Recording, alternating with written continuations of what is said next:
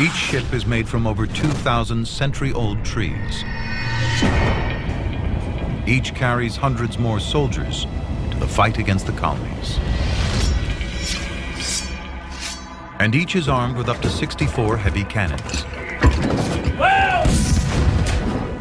capable of hurling a 24-pound cannonball at the speed of sound, delivering it to targets over a mile away.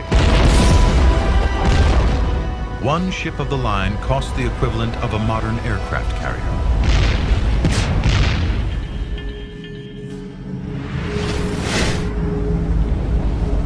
Another 350 British ships are racing across the Atlantic to join them. The British want to terrify the rebels into submission. Instead, they inspire them to resist. On July 2nd, there's a crisis meeting in Philadelphia. 50 delegates, elected to the Continental Congress from the 13 colonies, hold an emergency session. They include radicals like Ben Franklin, Thomas Jefferson, and John Adams. What they're debating is nothing less than high treason, total independence from Britain. The penalty is death. We're in the midst of a revolution, the most complete in the history of the world. It's the birth of American democracy. We have to expect a great expanse of blood to obtain it. Some don't believe the rebels stand a chance. We are about to brave the storm in a skiff made of paper.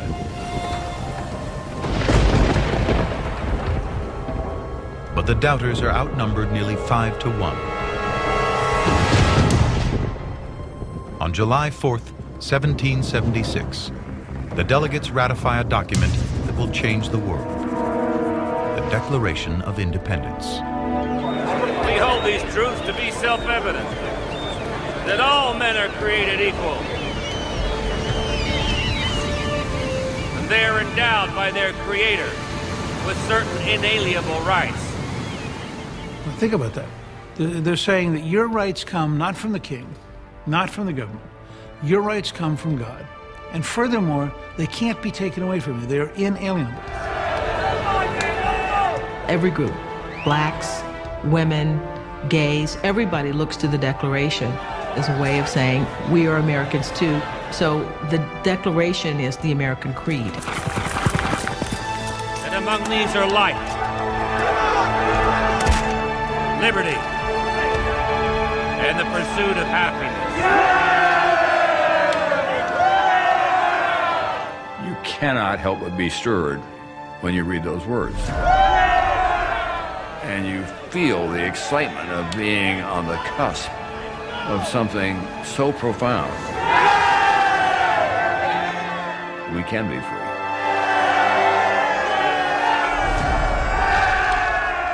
Now, soldiers like Plum Martin have something worth fighting for. On July 12th, 2 British warships opened fire on New York City.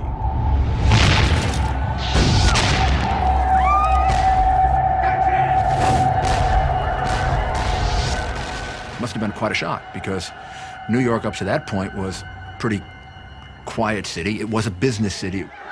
So you had significant support for the rebels, but also significant support for the people who were still loyal to the king.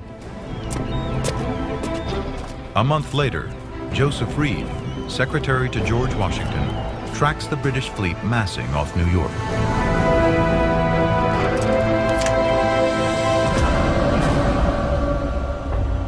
Over 400 ships, the largest British naval task force until D-Day. 32,000 British troops prepare to storm Manhattan Island. They outnumber Patriot forces 2 to 1. Just 5 of the biggest British ships carry more firepower than all the Patriot guns in the city.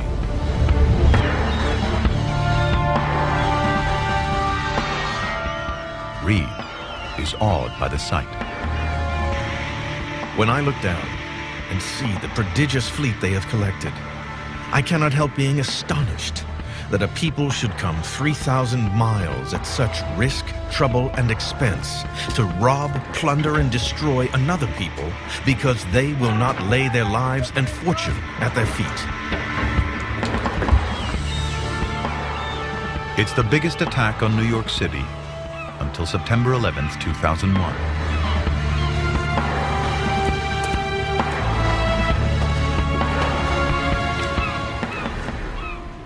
But the rebels will stand and fight.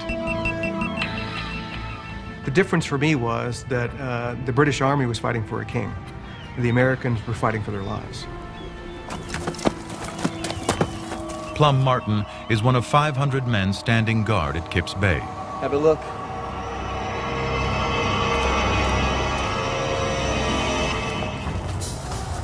The first thing that saluted our eyes was all 4 ships at anchor, within musket shot of us. The Phoenix. I could read her name as distinctly as though I was directly underneath her stern.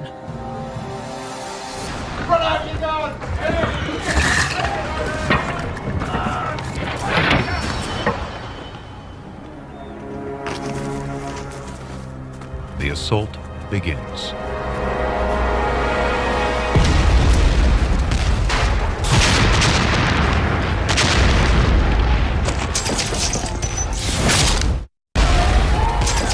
September 1776. New York is under fire.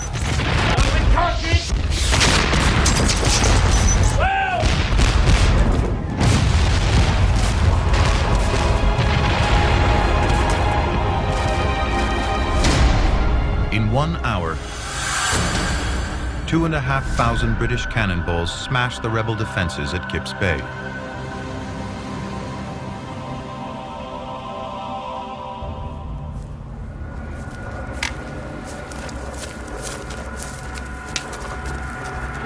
"4,000 British troops storm Manhattan.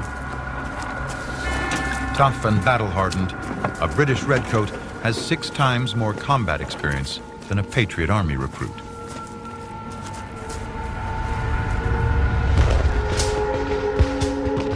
Get back in your lines! Washington watches his army collapse. Hold the lines, men! They retreat along an ancient Native American path that will later be known as Broadway. September 20th. New York, now in British hands, burns.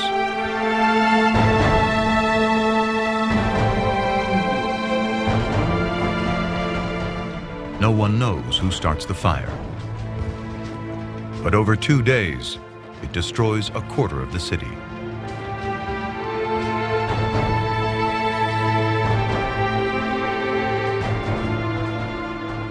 It gives you a sense of the people who wanted to be free, how much they were willing to endure. The city being burned, city being occupied, gives you a sense of how much they wanted freedom.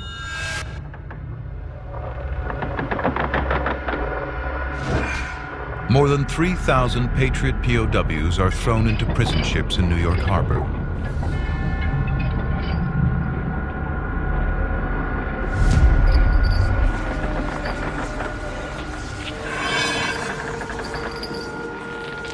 The most notorious is the HMS Jersey, nicknamed Hell.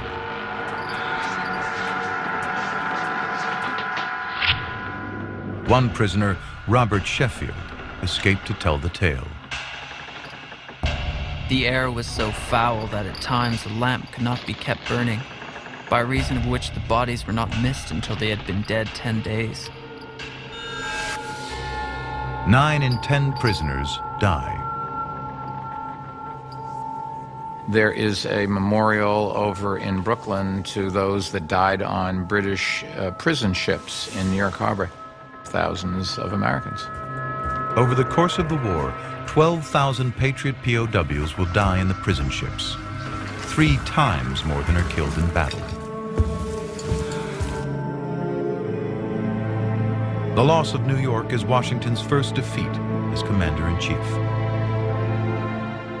The overwhelming British force crushes the rebel army.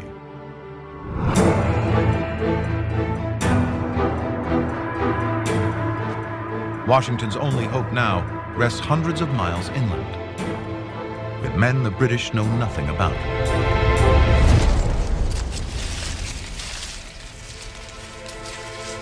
A new type of soldier with new weapons and new rules of war.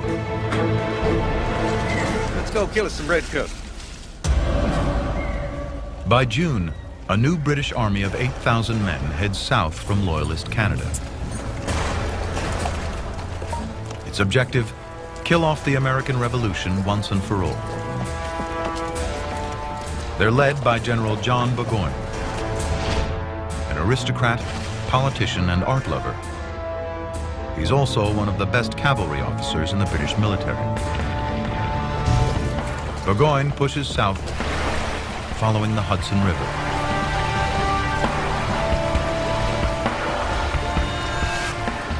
His army is like a mobile city. The Redcoats are accompanied by 2,000 servants, wives, and mistresses.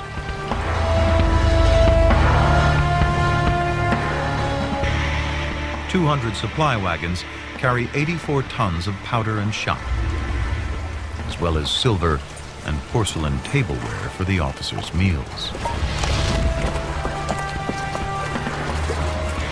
Burgoyne's plan is simple. He's traveling from St. John's in Canada, 170 miles south to Saratoga, deep in the interior of the New York colony. Then he'll link up with the victorious British Army in New York City, cutting the colonies into two parts. But the American frontier becomes the British Army's enemy. The problem is they're in what we might call a counterinsurgency kind of campaign where their passage through the land and the offense that they give to farmers creates enemies wherever they go. Now Washington unleashes revolutionary new tactics and a totally new type of soldier.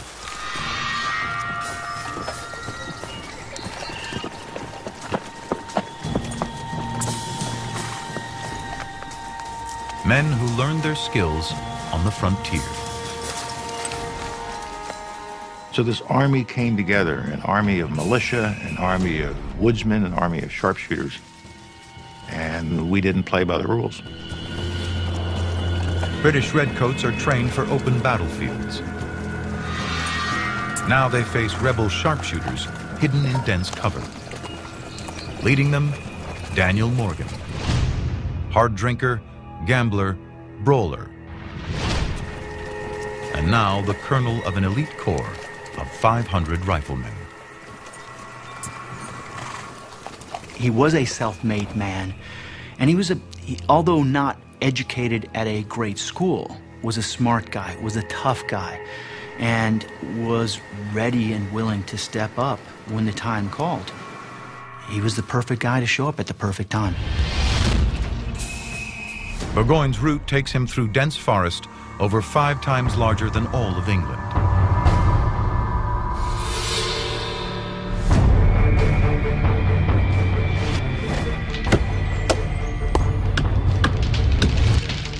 Trees once intended to build British ships now become rebel roadblocks.